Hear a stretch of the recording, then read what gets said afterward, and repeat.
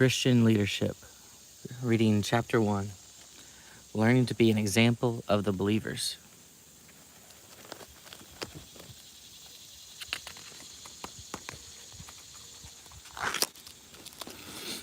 Excuse me. Let no man despise thy youth, but be thou an example of the believers in word, in conversation, in charity, in spirit, in faith, in purity. The introduction. A godly leader is one who has chosen to become an example of the believers. A godly leader is one who could rightfully say to others, "Be ye followers of me, even as I am also of Christ." Paul, a great leader, greatly used of God, described himself as one who preached without enticing words of man's wisdom, one who came not with excellency of speech or wisdom, in weakness and in fear and in much trembling, and as one who had a weak body, presence, and contemptible speech. A leader does not need a powerful voice, an attractive physical appearance, or charisma. A godly leader seeks first of all to know and do the will of God. It is those Christians who are willing to follow Jesus Christ to become servants unto all and to become fools for Christ's sake, whom he will use to be leaders, leading the lost to Jesus Christ and leading other Christians toward a greater usefulness to the Lord. What kind of a leader are you? At any age, you will have others who look for you to be an example. Your life changes. The lives of those with whom you live, play, work, go to church, and go to school. Either God is able to use your life as an example to others, or Satan is using your life to lead you towards the pleasures of sin for a season. How and by whom is your life being used? This book, Christian Leadership, will help you understand what you need to do to become a godly leader. While presently being a leader, you are also being a leader in training. Your success later in life, in a marriage, as a parent, as part of a business, or in a church, depends upon your obedience to the Word of God, the people whom you follow, and then upon the kind of leaders that you choose to become. Ungodly leadership has brought disunity into church families, divorce between parents, children lost to the pleasures of sin, depression, lack of direction, and uselessness into the lives of many who claim to be Christians. Be determined to challenge and to change in any way needed to become an example of the believers while you are young, and be determined to become the kind of strong, godly leader who can honestly say, "Be ye followers of me, even as I am also of Christ." And then, chapter 1.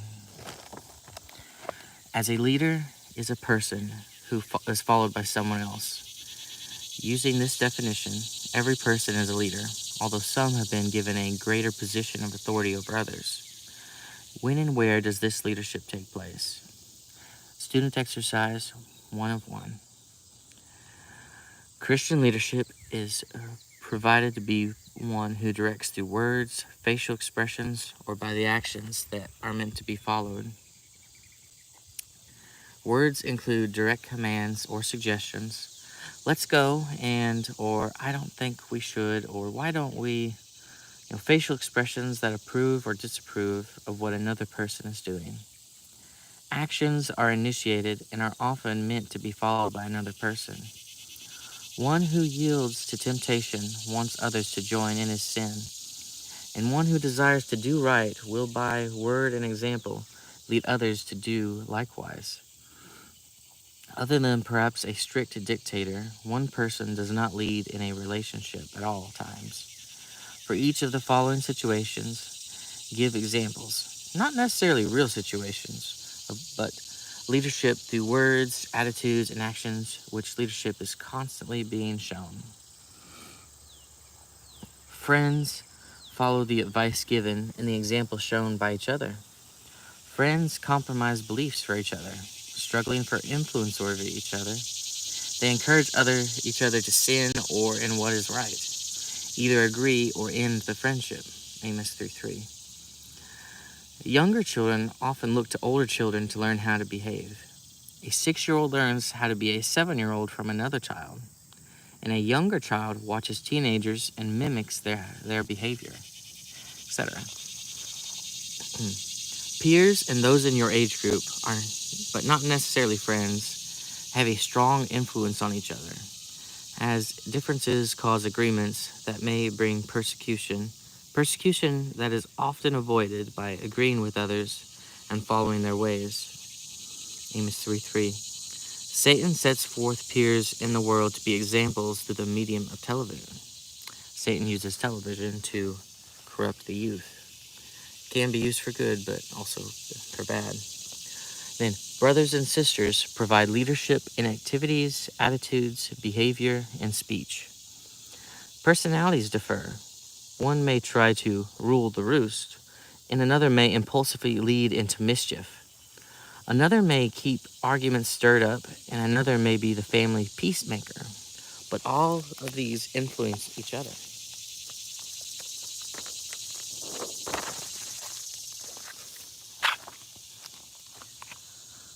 Adults provide strong leadership through words and by example. Parents and teachers lead by teaching and training. Many adults lead you by their example. Today, the children are sometimes allowed to rule the family. A godly leader is one who could rightfully say to others, "Be ye followers of me, even as I am also of Christ." Paul, a leader greatly used of God, described himself as one who preached without enticing words of man's wisdom, and one who came not with excellency of speech or wisdom, in weakness and in fear, and in much trembling, and as one who had a weak bodily presence and contemptible speech. To be used by God as a leader, you do not need a powerful voice, an attractive physical appearance, great intelligence, sports ability, or charisma. A godly leader seeks first of all to know and to do the will of God. It is those who are willing to follow Jesus Christ to become a servant unto all, and to become fools for Christ's sake, whom he will use to be a leader, leading others to Jesus Christ, and leading Christians toward a greater usefulness to the Lord. What kind of a leader are you? At any age, you will have others who look to you for example. Your life affects those with whom you live, play, work, go to church, and go to school. Either God is able to use your life as an example to others, or Satan is using your life to lead others toward the pleasures of sin for a season. How and by whom is your life being used? And that's another student exercise. We won't go over that. That's asking if you're an example to believers in your life, your conduct, and a few other things. Godly leaders are desperately needed as friends and as peers, as brothers or sisters, and as examples to younger and older children. Too many Christian lives live defeated lives and receive little encouragement from other Christians to live for the Lord. Determined leaders are needed, those who will constantly follow Jesus Christ. Many have turned aside from following the Lord and are so leading others to go after vain things which cannot profit nor deliver, for they are vain. Leaders are needed who will refuse to conform to the world. Many are being lured by the things of this world, and they entice others secretly, saying, "Let us go serve other gods, which thou hast not known, thou nor thy fathers, namely of the gods of the people which are round about you." Leaders are needed who will be an example of those who allow the Lord to direct their lives. Many try the impossible to direct their own lives. Leaders are needed who will determine to use the members of their bodies as instruments of righteousness unto God. Many seek to discover what pleases their flesh and are of little use to God. Leaders are needed who will stand up for what is right and will be willing to speak out against sin. Many retreat from the battle because they desire to please others and because of a fear of man. Leaders are needed who will, without being ashamed, love the Lord with all their heart. Many are lovers of their own selves, self-esteem, and lovers of pleasure more than lovers of God.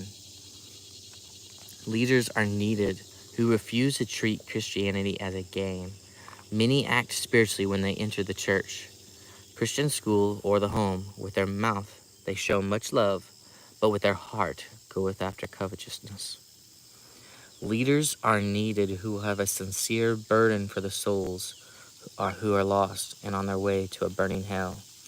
Many only want to be served and entertained, and so they have little interest in helping others. Let no man despise thy youth, but be thou an example of the believers, in word, in charity, in conversation, in spirit, in faith, in purity. Another student exercise. What ways can you be an example in those things to others? Then, leading and preparing for the future, chapter 2. If you were given an assignment to be ready in 1 month to play in a sport that you knew nothing about and had never played before, or to repair a lawnmower engine without help, or to write your own computer program, what would you do? You would likely spend much time and effort to be prepared by the end of the month. You would read and study from books, watch others perform what you need to learn, ask questions of those who could already perform the activity, and practice on your own or with the help of someone preferably who is better than you are. But you might search on the internet, Google, YouTube. You would in the long run, you would either diligently prepare for your upcoming test of your work of preparation. Of what greater importance is your preparation to become a godly adult?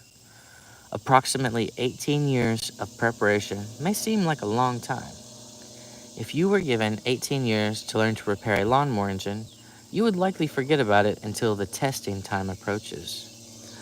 Now, to prepare for a lifetime of service to the Lord is much more important and requires the full time of childhood and adolescence to listen and watch others, learn, practice, answer questions, and seek counsel for problems. Now, another student exercise. You should now have a vision for how the Lord will use you as an adult, even though you may not know exactly what you will be doing. What are some of the future responsibilities or future positions that you likely will have that you should not now look ahead to and be prepared for? Look up each of these verses or set of verses and write them down. You know, I'll let you see those and you can look them up if you would like to know what they say. And into the next page, another student exercise. Even a child is known by his doings, whether his work be pure and whether it be right. Many are watching you as you grow up and prepare to be a godly, useful adult. The Lord, your parents, relatives, neighbors, pastor, people in your church, people in the community, and perhaps people or angels from heaven. How should you be preparing for your future responsibilities and positions in life? How should you be leading others as they make preparations to serve their Creator? Look up each of the verses and match them to these. Should be memorizing Bible verses. Should be seeking godly examples. And we'll continue on to the next part. But yeah, just 2 student exercises there. Very good stuff. Now, setting goals. Review the student exercises and personal evaluation and set a goal that you can work on each day. Once your goal has become a habit in your life, set another goal from the same chapter and press toward the mark for the prize of the high calling of God in Christ Jesus. So, questions to think about. What things should I now be learning and doing to prepare to be a godly husband or wife? What things should I now be learning and doing to prepare to be a godly parent? How can I prepare to be a faithful church member? How can participation in team sports help in this? What is the danger in wasting time each day? What is the danger of being lazy? Look at the picture here. Remember now the Creator in the days of thy youth. Good question to think about.